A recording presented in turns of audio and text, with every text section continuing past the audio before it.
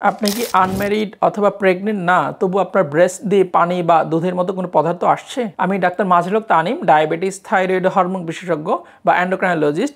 আজকে আমি কথা বলবো মেয়েদের ব্রেস্ট দিয়ে পানি বা দুধের মতো পদার্থ আসার কারণ নিয়ে। মেয়েদের শরীরে যদি প্রোল্যাক্টিন হরমোন বেড়ে যায়, হতে পারে উনি আপনার ম্যারিড না অথবা প্রেগনেন্ট না, তাহলেও সেই প্রোল্যাক্টিন হরমোনের জন্য কিন্তু ব্রেস্ট দিয়ে দুধ বা পানির মতো পদার্থ আসতে পারে।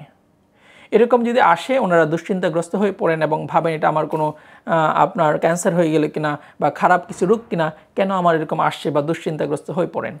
প্রোল্যাক্টিন হরমোন অনেক কারণে শরীরে বাড়তে পারে।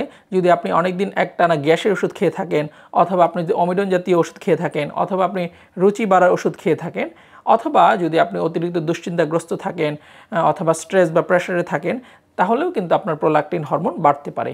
আর এই প্রোল্যাক্টিন হরমোন বেড়ে যাওয়া কিন্তু আপনার ব্রেস্ট দিয়ে দুধ বা পানির মতো পদার্থ আসার একটি অন্যতম কারণ।